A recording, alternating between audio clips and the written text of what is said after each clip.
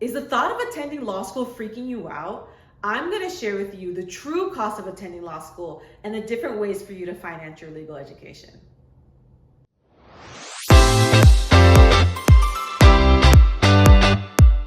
look like I'm feeling very senorita in this. For those of you who are new to my channel, my name is Ndidi Amadi, and I am your friendly law school expert next door. I talk about all things law school, and I'm here to help you navigate your law school journey. Also, subscribe, hit that notification button because I have a lot of things to share about this whole law school thing. This information that I'm going to share with you has helped my students even get a full ride to law school, finance their legal education, and just provide them with clarity so that they know what it is going into law school. Before I get into this information about how to finance your legal education, I want you to begin to think about this whole law school thing as an investment, because it's a huge financial investment. You don't go into pursuing a legal career willy-nilly. It's not something that you do because you don't know what else you want to do with your life. So it is an investment. It is a huge investment with a capital I. But I want you to think about this whole thing in three different categories, three different brackets, if you will. Because sometimes when people talk about how do I pay for law school, they're only thinking about the 3 years if you go full time of law school.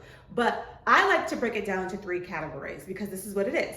So the first category is the pre-law school. Before you matriculate through law school, you have to apply.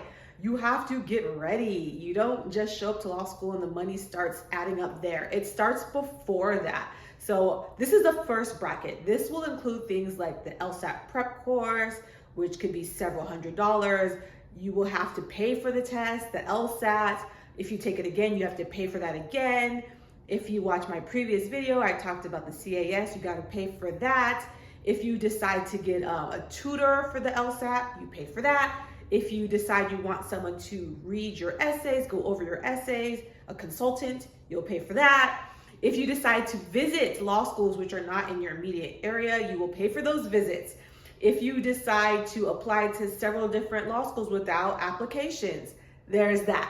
So that's the first bracket. It's the pre-law expenses. I want you to start to think about law school, paying for your legal education, starting with that first bracket. That's where the first investment is going to come in. Now, the second category is law school in and of itself. This will be the biggest expense. This is where you will consider the cost of attendance, the tuition. This is where you're going to consider where you live, especially if you go to school out of state and you have to pay for rent.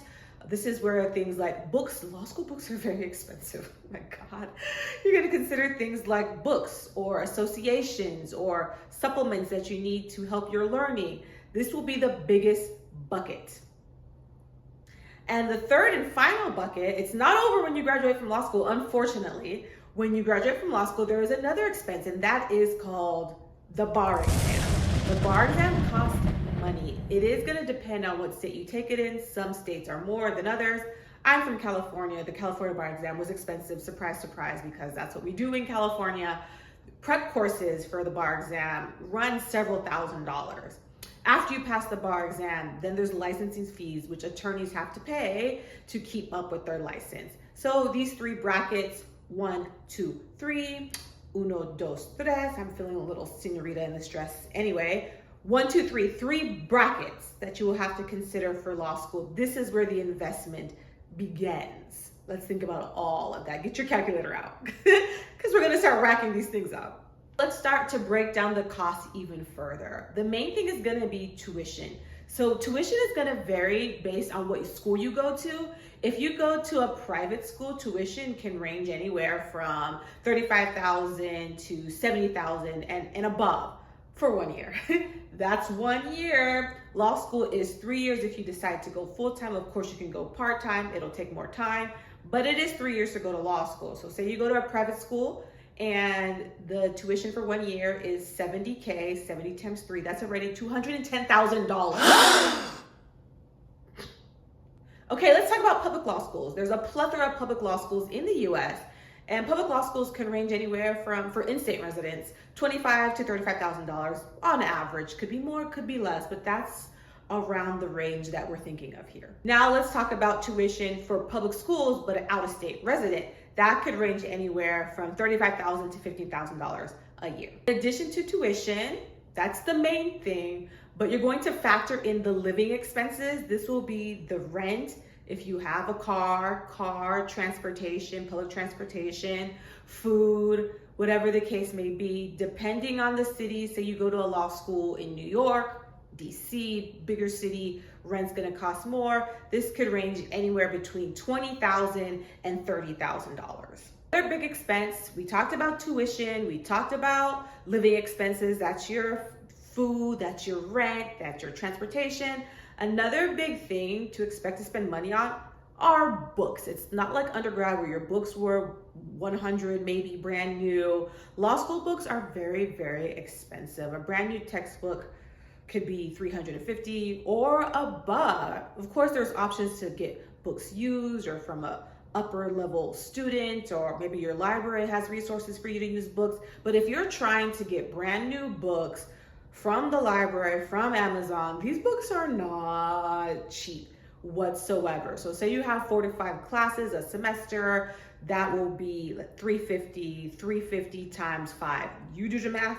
I won't do the math because math is not my strong point, but do the math. It's an expensive semester to have books, and you need to have books. You can't get through law school without having books. You can't just show up and expect to just be ready. That's not how it works. The professor expects for you to have read the material and to be ready. So you need your books. So that's a huge thing to factor in. Another thing that you want to factor in are miscellaneous expenses. That could be health insurance. Some schools will require students to have health insurance. It could be maintenance, personal maintenance. Perhaps you have prescription medication. Perhaps there's things you need to do, pay for, hair, clothes for law school, whatever the case may be. You want to factor that into your budget. So I hope you all have your calculator out. You're adding things up. Perhaps your calculator is broken. Perhaps it's smoking because you're adding up all these numbers and all these zeros. So you put it all together. You could graduate from law school and the whole thing can cost anywhere between $150,000 to $300,000. It's a very extremely expensive education. It's worth it, but you need to be prepared. You need to know the investment going into it. Like I said, it's not just law school. It's 3 brackets. It's preparing for law school, it's the law school itself, and it's after law school. It's an extremely expensive process. So now that everybody's freaked out, because I'm having like heart palpitations and I've already graduated, like I don't have to pay for this again. But now that everybody's freaked out, let me walk you off the edge and talk about how to pay for it. So scholarships, the S word, the beautiful S word, scholarships. The first thing that you can do to finance your legal education is to qualify for merit-based scholarships. And most law schools will have merit-based scholarships, which you don't have to apply to separately. Of course, check into the financial aid office for the school that you're applying to. But when they get your application, they will see, oh, this individual has a glowing record. We want to offer them money because we want them to be part of our school. Merit-based scholarships based off of your scores, the strength of your application, who you are, it could be offered to you when you are admitted. Schools will offer out merit-based scholarships. Sometimes they will do it by the number or by the percentage. So for example, you get a 50% scholarship to come to our school, or we want to offer you $15,000. So either by the number or by the percentage, merit-based scholarships. The second type of scholarship are need-based scholarships. So perhaps the school would like more people who come from lower economic backgrounds to attend their school. They see that you perhaps don't have the means to finance your education, so there are need-based scholarships. And then other scholarships can be private scholarships. These are scholarships outside of the law school. And I feel like this is a category where people neglect the most because there is a lot of money out there, but you are gonna have to look for it and you're gonna have to research for those private scholarships. A website that I like to send students to is called Access Lex, because not only does it have these handy like worksheets on how to pay for law school, there's like spreadsheets and things of that nature, but they also have these private scholarships that you might not have heard of or known about on that website. The second way for you to consider paying for law schools, and it's not as sexy as scholarships, but they are loans. They are federal student loans which federal student loans are better than private loans because they have programs to help you pay it back, such as IDR, income-driven repayment. If you decide to go into the public sector, there's the public service loan forgiveness program. So if you are considering taking out a loan, try to see if you can apply for the federal student loans because they have these protections around them. Try to get those. If you can't get those, then there's also private loans, which their terms and their fees will vary. But if you're not eligible for scholarships or grants or need-based things of that nature, you could, apply for a loan. I don't care for loans. I don't like loans, but if that's the only way for you to get it done, then get it done. For me, I got scholarships and loans to finance my legal education. And by scholarships, I got scholarships from the school that I attended. I didn't apply to that many private scholarships. I could have, but I didn't because I didn't know. So I'm telling you that there are private scholarships that you could apply for. So I want to know, what would getting a full ride to law school mean to you? Let me know. Okay, so other ways for you to pay for law school outside of the scholarships, outside of the loans, some of the schools offer work study for students, allowing for them to work and still pay for school. And then if you are in the military, if you're a veteran or you're active in the military, there are programs to allow for you to pay for education such as law school. Now this one is one of my favorites because it's not one that's often talked about. A way for you to pay for law school is called employer sponsorship. So some firms or organizations will pay for you to actually attend law school, or you'll be reimbursed with the promise that you will continue to work for them and work for them after. So they're getting something out of it too, but they will actually pay for your law school. And then if you work at a certain employer, they will have a tuition remission benefit. So for me, I work at a certain university, and it allows for employees to get a degree for free because of their service. Well, it's not free, they worked for it, but it allows for you to matriculate through a program because you are currently working from that university. So there's different ways for you to begin to think about, how can I actually pay for my legal education?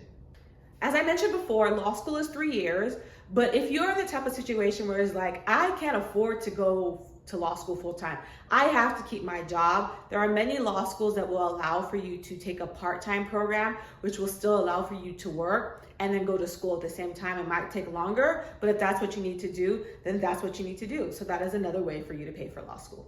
Just work. So I'm a big fan of reverse engineering. I would suggest that you look up your dream law school, look at the cost of attendance, add everything up. It's not just the tuition. I want you to figure out how much is rent in this city. Add up everything and then reverse engineer and figure out, how am I going to pay for this education? Do I need a full ride? What do I need to do to get a full ride? Do I need to take the LSAT prep course? I need to have my LSAT scores be strong. And that's another thing.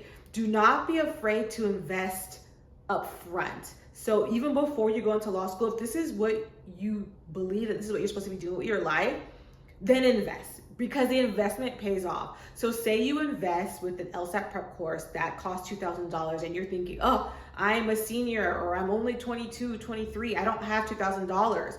That $2,000 that you put into your LSAT prep course can pay off in the long run by getting a full ride. $2,000, $200,000. Always invest. If you don't have it, find it. Find a way to invest, because that will pay off in the long run. You know the true cost of attending law school. It is a pretty penny, a very shiny, pretty coppery penny. But at least now you know, with your eyes wide open, the true cost of attending law school and the different ways for you to finance your legal education. So like, comment, hit that subscribe button so that you'll know every time that I have a new video about navigating law school journey. Until next time, ciao.